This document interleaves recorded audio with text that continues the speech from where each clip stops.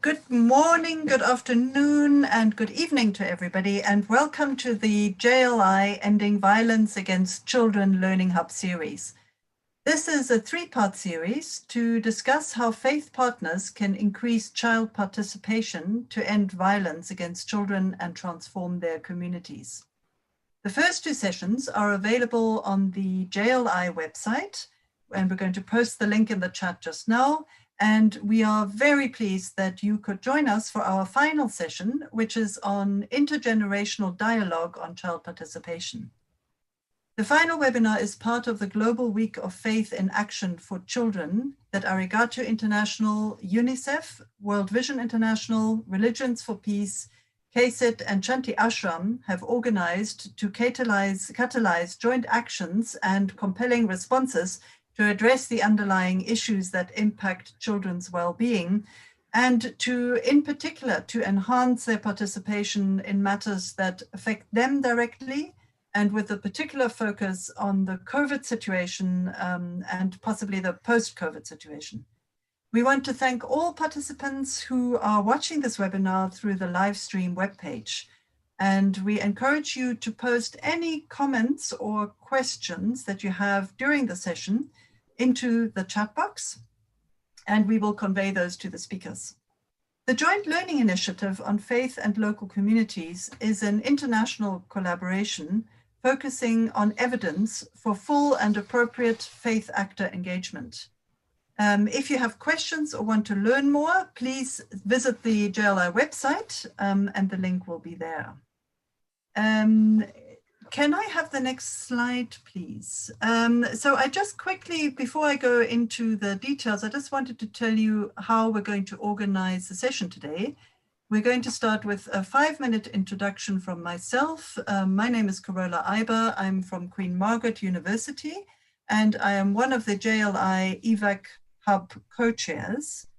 I will then hand over to Neelam Fida from Islamic Relief Worldwide, who is also one of the co-chairs of the hub, and she will be facilitating the intergenerational dialogue with children that we have present today from South Africa, and also watching some videos from the Bahá'í community in Chile and the Muslim community in Pakistan.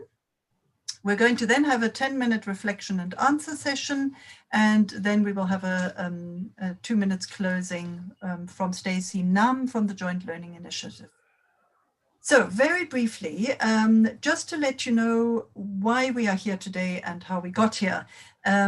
We have had 2 webinars already on how child participation can be a key mechanism for ending violence against children.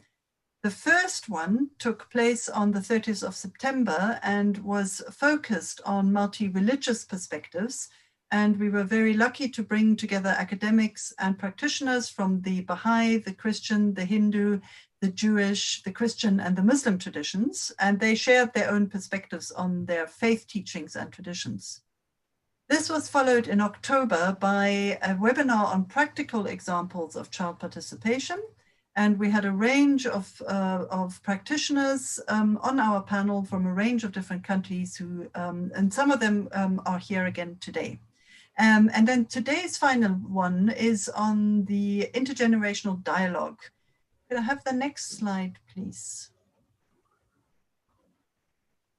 I don't want to go through all of these points, but I just wanted to draw your attention to the last point here, which is really about why we think that participation can be a means of protection. One of them is that we need to involve children in decisions to challenge hierarchies and patriarchy. And this is really something that came out of a scoping study, which we conducted through our hub, our JLI hub, and that was published last year in 2019. And this scoping study really highlighted the fact that we need to think very carefully about our own mindsets, and we need to think about the hierarchies that exist throughout our social structures. This is within our families, within our households, within our faith communities, and within broader societies. And involving children can be one of the means of challenging this. Also that when we are empowering children to speak, we also need to listen to them when they do speak. And it is a recognition that children are agents of change. So they are not just passive recipients or victims, but they are also agents of change. May I have the next slide, please? And then just very briefly, the webinar 2, talking about some of the practical ways in which faith communities are engaging or are promoting child participation and empowering children in that. And here you see some examples from that. But also you can find some more examples on the JLI website and on the websites of some of the other organizations here. And if I go to the next slide, this is my last one.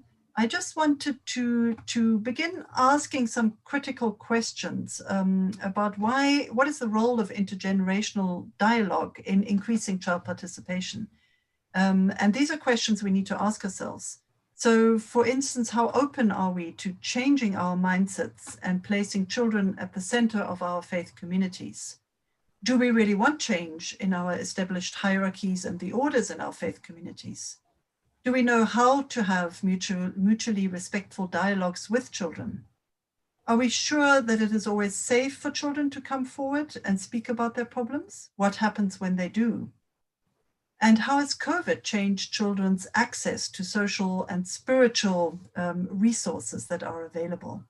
And to what extent can intergenerational dialogue be a first step to empowering children and protecting them?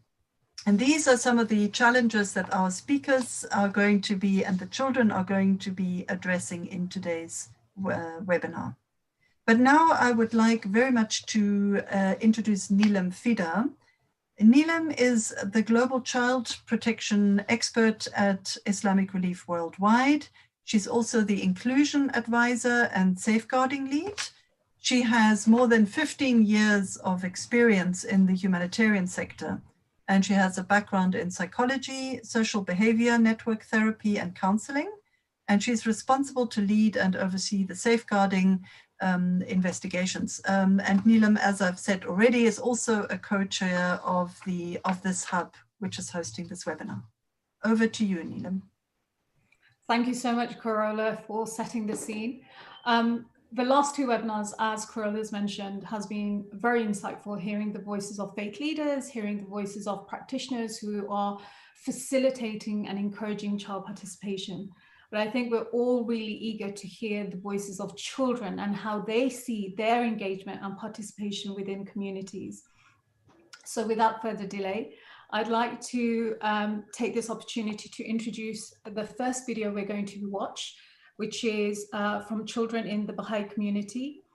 We will hear from Pierre, who is a 14-year-old girl, and Rohan, an 11-year-old boy from the Baha'i community in Chile. We have asked them to share their views and reflections about child participation within their community. So if we can take a few minutes to hear their thoughts. If we can.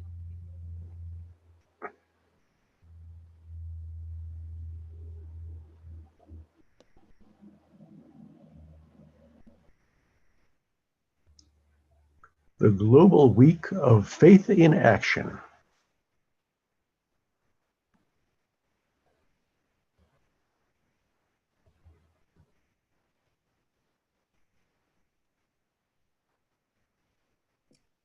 Nikki, I'm not getting any sound. I'm not sure if others are.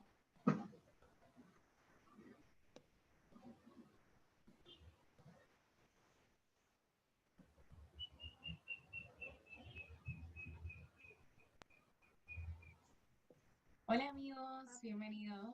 Good morning, friends. Welcome. Thank you for coming. Hola, yo soy Nikki. Gracias. Hola. Good morning. Hola, Pia. Bueno, hola, Pia. Hola, Rohan. Muchas gracias. Good morning to everyone. Thank you for your time. Por acceder And thank you for a estas entrevistas. agreeing to share in our interviews. We're going to be asking you some quick questions. Can we start with the first one? The first question is there room for children and youth voices in your Baha'i community? Can you give concrete examples of this room there is for children's voice and how children are taken into account?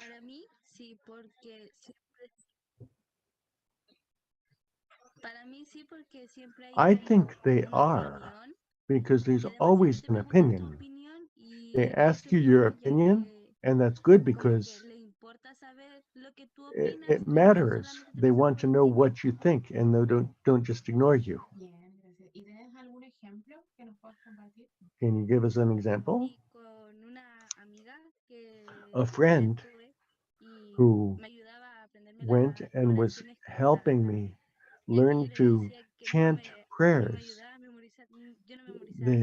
If they didn't help me memorize, I wouldn't have remembered, but I memorized by singing them. Sentiste escuchada porque no te obligó a hacer algo que no So you podías felt hacer, heard because she helped you do what you wanted to do with an alternative method. Entonces, Rohan, ¿qué piensas vos con Rohan, what do you think about this? I think that they do listen to us. I'll give you an example. When we're in a children's class or a 19-day feast, when it's time for prayers, you say you wanted to say a prayer, and no one says you cannot. Ready. Thank you, Rohan. Do you think anything has changed in the Baha'i community with the COVID-19? I think yes. Now, everything we do, when we do service in the temple or you go to the choir, we don't go there. We go by Zoom meeting.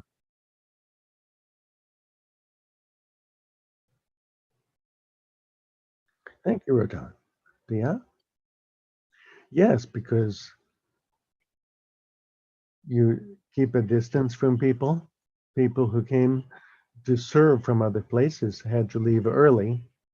And also, you no longer see people directly, but sometimes with a certain distance or with face masks, most meetings are by Zoom. So it's changed a lot. Thank you, Pia. Anything that we're continuing to do?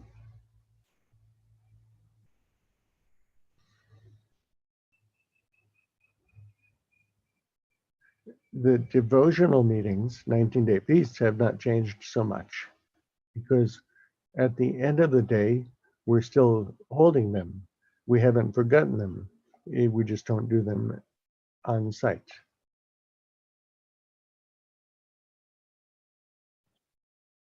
So the question is, what message or counsel, what advice do you have for religious meetings about how to involve children and youth in your meetings? How can you do so that girls, boys, and youth will not be only seen but heard? What do you think, Rohan? I think normally in my community, there are some children's classes or junior youth groups. They don't work too hard. They need to put in a greater effort for the religious leaders. And I think that when they make a junior youth group or a children's class, they have to involve interaction with people involved so that they don't feel like they're being ignored. Thank you, Rohan. Pia? I would say that in my community, the issue is that we have to reach an agreement to make more junior youth groups because I haven't had one lately. And I'm sorry about that because I haven't seen people. And for the devotional meetings, sometimes there's just barely 3 people. We still form them. So we haven't seen people for 2 or 3 months ago. So we have to, this is like advice. It would be better to have more meetings because then, since we don't see each other.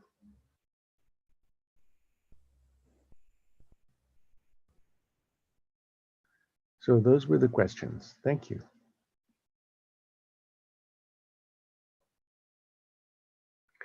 Thank you for your participation.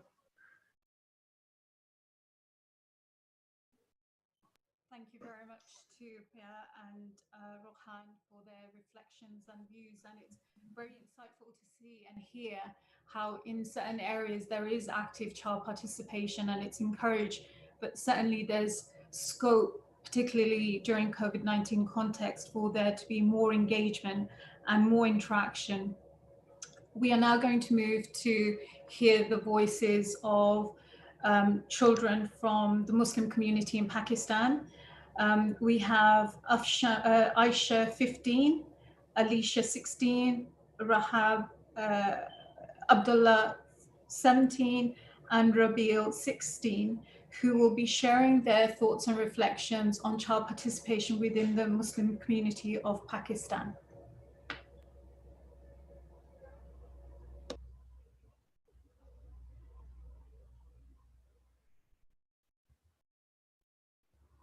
Bismillahirrahmanirrahim. Assalamu alaikum. Following on these series of events in relation to the Global Week of Faith in Action for Children, we are taking forward our discussion in relation to child participation. Child participation is absolutely critical for children's development and their inclusion in the mainstream. And I'm pleased to have 4 young ambassadors from our communities where Islamic Relief's Child and Women Development Program is serving for more than 2 decades. We have Aisha, Abdullah, Alicia, and Rabil with us today, and they are representing thousands of young people and children from their communities. Today we are going to hear from our young ambassadors on how do they feel and what do they think about child participation within their communities.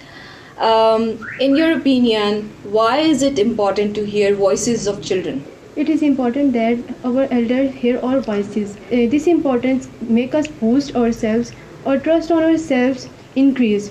I want to share you an example that society pay more importance to boys than girls because they think that boys can do everything and girls cannot do. That is not right because girls are 50% of society. Now, if 50% of society will be behind, so how can a society can build? I want to say that 100% of society pay their performance. That is why participation is more important, especially participation of children. Thank you, Alicia. It was really good to hear from you. Are there any spaces or forums in your community where voices of children are being heard? Yes, we do get such opportunities, but not enough. Children should be given a chance for their opinion, what they feel, what they think, what they want. As Islamic Relief has given us a chance to share our opinion, similarly, there should be forums and spaces for children to share their feelings, thoughts, and opinion. The problem is that decisions are made for children, but children has not been consulted. Thank you so much, Aisha. You have rightly mentioned that this is the dilemma, that decisions are being taken on behalf of children, but children are never consulted. So in the recent times of COVID-19, globally it has had an impact on children's participation and their development, and we feel that children are not being given a chance to share their voices and they are not connected in the mainstream. So let's hear from you. What do you think? What is the situation within your communities? How COVID-19 has had an impact on the children within your communities, and how children are coping up with this situation? As Aisha has already said, that children are not enough opportunities to participate before COVID-19, but during COVID-19 we cannot go everywhere. Before COVID-19 we can go to school every day, where are lots of opportunities to participate in different activities, but now we cannot because we are at our home. We are locked down at our homes. Transport has stopped. We cannot meet our relatives, so relationships and friendships have been shifted to live chats and video calls. Some children cope up with this situation by playing a game and study, and some children cope up with this situation maintaining social distancing, washing their hands, uses of masks and sanitizers. So we have just heard that the level of participation of children in the communities have reduced. How would you advise the organizations and communities to improve it? As we discussed that childs are not allowed to participate or share their opinion, so we should make a child council which is for children, and a child who has the ability to insist for their rights should be leaded.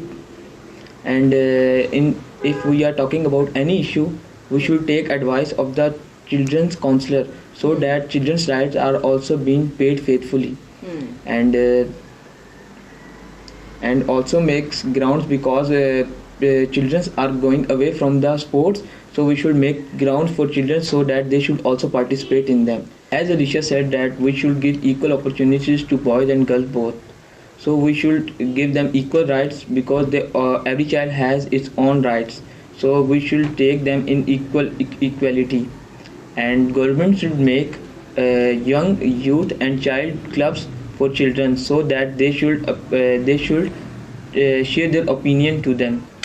Abdullah has raised some valid points and has given some great suggestions to improve child participation within the communities, and I think these are very useful for organizations like Islamic Relief and other actors who are working to improve child participation within the communities and on a wider level.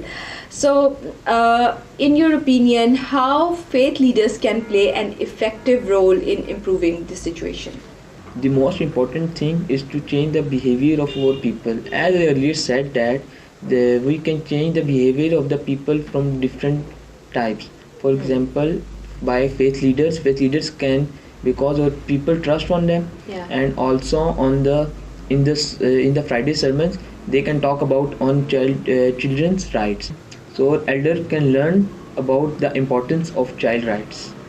Engaging faith leaders can play an effective role in changing behaviors and mindset of people and communities, as people follow them, trust them and listen to them.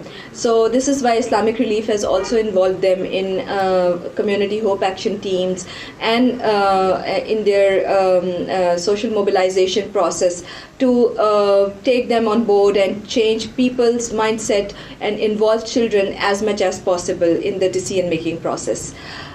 Thank you very much for your insights, your thoughts and opinions, and your feelings are really helpful for us in devising the way forward and paving out our future strategy on how to improve level of child participation within the communities and for a better society and a more inclusive society for children, inshallah. That was a very insightful video from colleagues in Islamic Relief and children, really giving a deeper understanding around the challenges that they're facing when it comes to child participation. And there seems to be a reoccurring theme of how certain decision-making powers are taken away from children by adults, and how sometimes there is only space for certain gender voices to be heard, as opposed to having a more inclusive setting and inclusive participation in a meaningful way.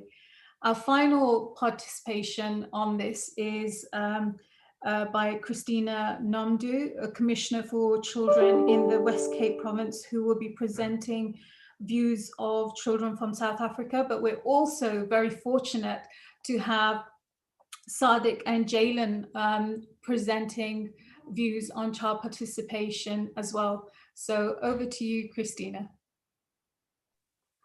Thank you very much. Can I just check whether Jalen and Sadiq feel comfortable at this time to put on their videos and talk with us? They may, of course, keep their video off if that's more comfortable for them. And can you also unmute yourselves at this point so that we can make sure that we can hear you? So my name is Christina Nomdo, and I'm the Commissioner for Children in the Western Cape. And Jalen and Sadiq are two of my child government monitors. They've also actually been promoted to advisor status in the Office of the Commissioner for Children. And we have very many discussions with each other on issues around children's rights and governance. And one of the topics we discussed was around children in faith communities, and especially during the COVID times.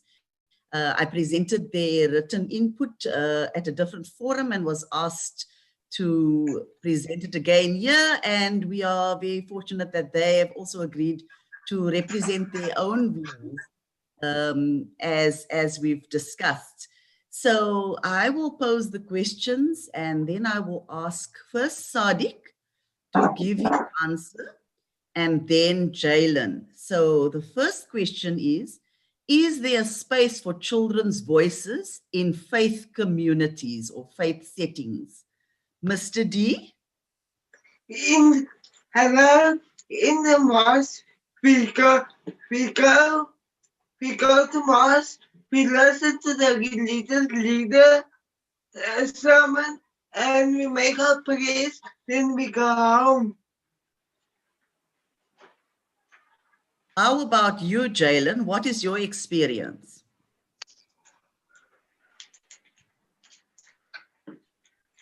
Is there space for children's voices in faith communities?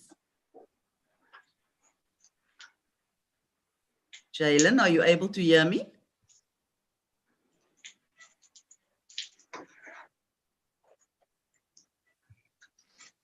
There might be some audio issues there. Is it my turn? Just slightly disconnected yes, please, now. Miss J. Okay. So I've asked the question. Nobody would really ever ask a child when going to church, what is it that they would like to hear the message be about? What would they like to sing, or what would they like to see at church? And I think coming into a service, everything is handed to you already.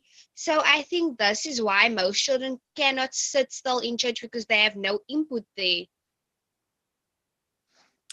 Thank you. The next question, Sadiq, is how can we promote children's voice?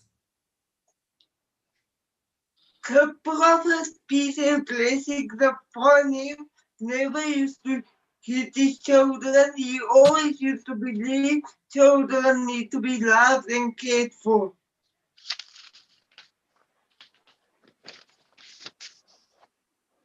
Jalen, what would you answer to this question? How can we promote children's voice? I would say allow certain services to be taken over by the children. Allow the children to reach out to their peers, because nobody understands a child better than another child. Also, do team building exercises at church. This is building bonds not just between adults, but between adults and children. And why most children wouldn't want to come to church is because they feel like they don't have any friends there or nobody understands them. I think we still have time for one more question. So Sadiq, are you prepared to tell us about the COVID pandemic? What did faith communities do during the COVID-19 pandemic? What did your faith community do, especially for children?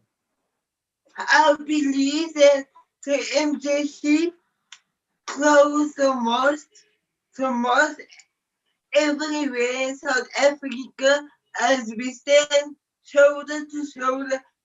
And if those was applied, there would be no social distancing protocols put in place. Thank you so much, Sadiq. How about you, Jalen? What happened during the lockdown and COVID-19 pandemic for you? So I think, of course, came to a shock to everybody, and everybody misses going to church. But what we did as a Sunday school was we started making video lessons, sending it around, messages every Sunday, not just from the adult teachers, but from children, what they thought about it. And instead of just stopping the lesson at once, we would actually continue a Sunday service, but just send it through on different social media platforms like Instagram, WhatsApp, Facebook, and all of that, just trying to reach out to every child or as many children as we could. Thank you so much, Sadiq and Jalen, for sharing your views and your experiences in your faith communities around child participation and also around what you did during the COVID pandemic. Thanks so much for this opportunity. Thank you. Thank you very much, Sadiq, Jalen, and Christina. It's absolutely fascinating listening to these young people and the changes that they've had to make during COVID-19, but also the wonderful suggestions that they've made of ways to further improve child participation in their communities. It certainly helps us to have a deeper understanding of the challenges young people are facing and children are facing within their context in relation to child participation, and how we as practitioners, as community representatives, what we can do to better support this child participation and engagement. We're now going to move towards a discussion, and we have three wonderful panelists who will be sharing this discussion with me. I'd like to take this opportunity to first introduce Christina Nomdo, who we've just heard from. Christina is appointed as the first ever Commissioner for Children on the 1st of June 2020 in Western Cape Province. She is studying towards a PhD focusing on child rights and has 30 years of experience, professional experience. Christina is a specialist in children's participation and in governance, and has worked in child protection space for the last decade. Her passion for child rights grows with the understanding of theory and practice. Thank you very much for joining us. Next, we have Loreto Jara. Maria Loreto Jara Barrera is the coordinator for the spiritual development of children in the Bahá'í community in Santiago, Chile. Loreto Jara is a professor in general basic education at the University of Chile in Santiago. She has 2 postgraduate degrees, one in social economic development from Lima, Peru, and one in coexistence and school orientation from Pontific Catholic University in Tumaco, Chile. She has worked in a classroom teacher in bilingual contexts in the Mapache area, and is a special educational school teacher in Tumaco, Chile. As a higher education teacher in Lima and Peru. Currently, she works as a counselor and head of school coexistence at the Belgian school in a vulnerable area of Santiago, Chile. Welcome to this discussion. And finally, we have Afshan Jamal. Afshan has been working in the development sector for the last 16 years. Her area of expertise is gender, child protection, and urban programming aimed at children and women. She began her career at Islamic Relief Pakistan as an intern and is currently serving as Child and Women Development Program Manager.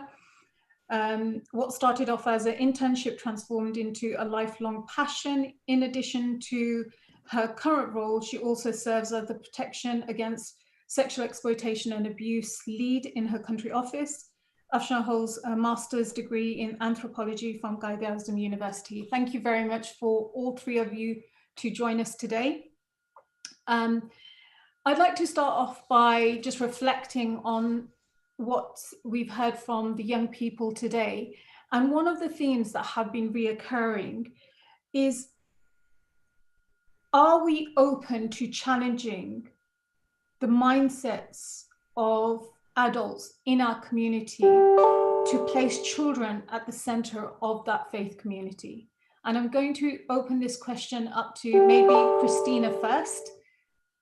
And if you can share your reflections. Thank you so much. I think that it goes a little bit deeper than mindsets. In faith communities especially, there's a power hierarchy that exists within certain institutions.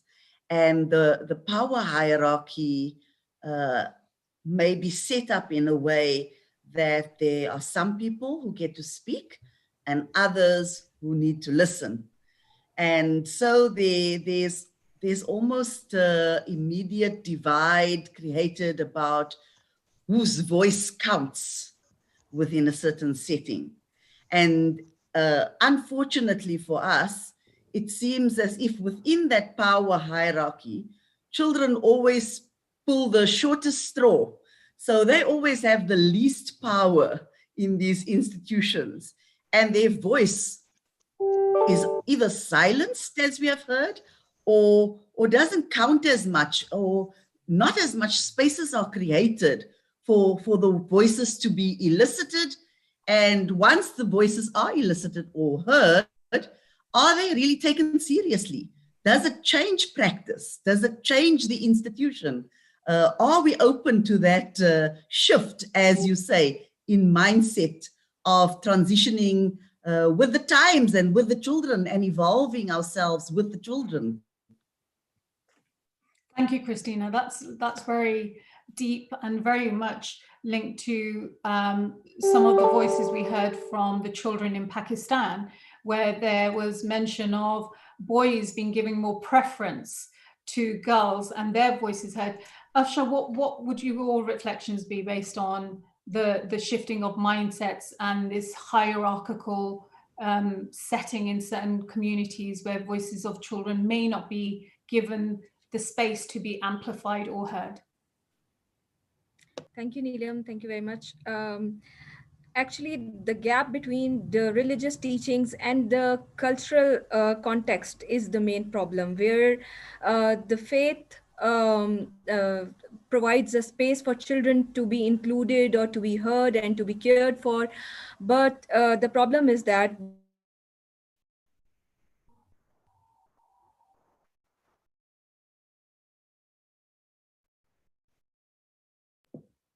I think we've lost you, Afshan. I know that there's been some connectivity issues there. Maybe we can come back to you once you reconnect with us. Loreto, Jara, I may ask you a question and then we can always come back to Afshan. There's an assumption here that faith communities know how to ensure or create respectful dialogue. Do you feel that there is that understanding? And if there isn't that understanding, how can we create the understanding where there is a respectful dialogue between adults and children?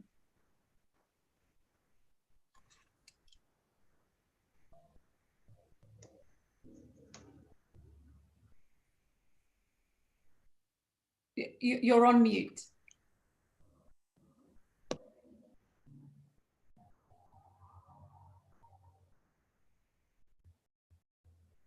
Sorry, Loreto, Jara, you're on mute. Let me just... Ahí. Yeah, Sí. great. Ahora sí, me escuchan. Now, I think you can hear me.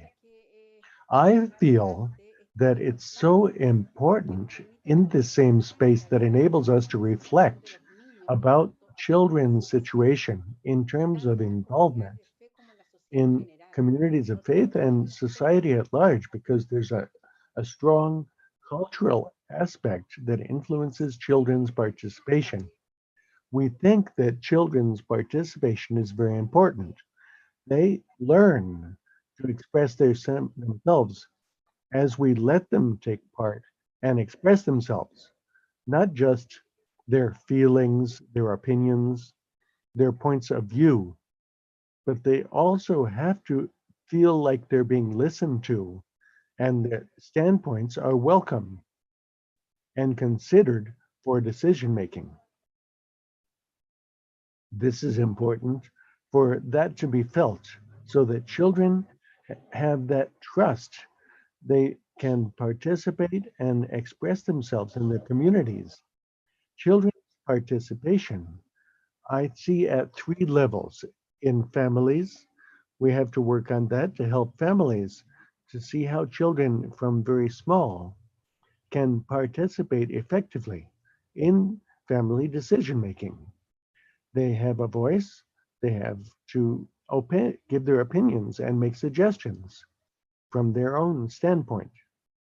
There's the societal and community level where faith communities have to see how we provide opportunities for children to participate. And there's the school area, which is also influenced by the guidelines that each ministry, each government gives regarding children. I think if we give these participation areas for children, it's very important. Faith communities, we are very responsible for that. Children have to be heard. Then they learn to listen to others. Let's remember that little children learn from what they see, the example set by the elders. We're very responsible for that. So we have to provide these opportunities for children to learn from their own actions so they have the right to be informed. Sometimes children aren't given information because they're only children. We say, why do we give them information? No, they need to be informed. In families, we have to tell them we're going to move to another house, to another city. They're going to leave their friends. This is part of their lives. They have to express what they think about these changes. In faith communities, now we have a new reality with the pandemic, with COVID. Children have a lot to say about that. How can we have our classes, our places for being together with these virtual media? How can we improve that? They can contribute a lot to these activities. Adults who are accustomed to children have to obey, they have to put up with things. They have to submit to the adults' decisions. We have to change our own way of thinking and provide room and enable them to contribute. Sometimes their opinions are quite valuable and enable us to incredibly improve children's participation in faith communities. Thank you, Loreto, Jara. I could listen to you go on and on. That was so much rich information that you've shared with us. Thank you so much. I'm going to put my last question to you all, and it very much links to what Loreto Jara has mentioned about having child participation from a very young age. Now that we're moving to a space where there is much more of a virtual world that children are experiencing, how do we ensure that they have the confidence and they have the space to be empowered for their voices to be heard? Because if that's not been encouraged from the beginning, and as we've heard that they're not encouraged to do that within some settings within their faith communities, how can we now, in this time and age where violence against children is on the increase, particularly online concerns, how do we ensure that their voices will be heard? How do we ensure that they should allow this space to be created? And we've heard that there are some ways to do that. So maybe I can go back to Afshan, who was going to share a point around challenges, but also speak to my last question. Okay, thank you. Basically, we should find solutions of these challenges and the problems shared by children in the light of religious teachings, because that will be much more relevant to the context where children are living, from the communities from they are coming from. And we also should have youth clubs and child clubs and forums where faith leaders can also be involved and community forums like community hope action teams and childcare groups where individuals and specifically faith leaders are a part of these forums, and they are talking about child participation and child protection issues in masajid and in sermons and in the sessions within the community and schools, where they can highlight these challenges faced by these young people and children, and can raise awareness on these challenges and their solutions. So this is what children have proposed with in the video as well during the discussion. And this is for the last 15 years, we have found this to be a very effective approach and solution after our work in the communities and close collaboration with the community representatives and group leaders coming from the community.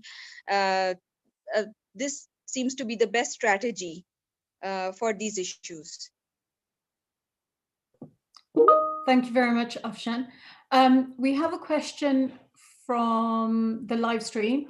How can this power hierarchy that Ms. Nomdo talks about be disrupted by faith-based organizations in how they work with faith communities, so that child participation is not just nominal, and about them doing a song at the start? So how can we encourage the breakdown of these power hierarchies that you spoke about, Christina? I think for me, we saw the evidence in the videos of a trusted adult who was interviewing the children and whom the children obviously could take into their confidence. They were sure that this person was going to listen to them, felt that they had value, they had worth, and was going to try to do something with what they had contributed. So I think we need some of these champions who can straddle those power divides. We need some of these trusted adults who can help us to listen to children, and for the adults to be a little bit more open-minded, to shift some of their norms.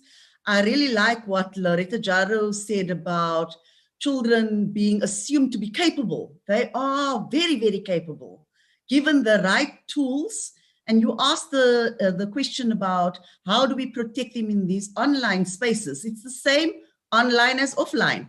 They need child protection, child safeguarding tools and skills. They need information, they need hard skills, they need a trusted adult to go to when they feel they are in a dangerous space or a risky space. Children are very natural in the technological world, but they do always need the guidance and support of adults who have maybe traveled a little bit of a distance more than them. But we ourselves must also be open to learning from what they have to offer. Thank you.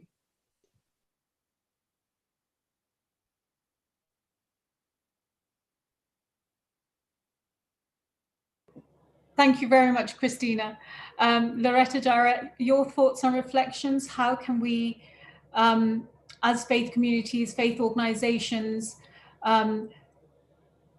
dismantle this power hierarchy which may not always facilitate or encourage child participation?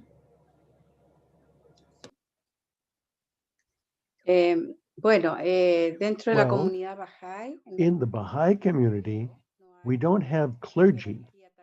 There isn't a hierarchy. There are institutions that comprise people, not a single person, a number of people. And these institutions hold meetings continually with the community. One of the kids we were interviewing talked about the 19-day peace. This is a meeting where the local institution has with the community every 19 days. We share prayers, we share food, and have consultation.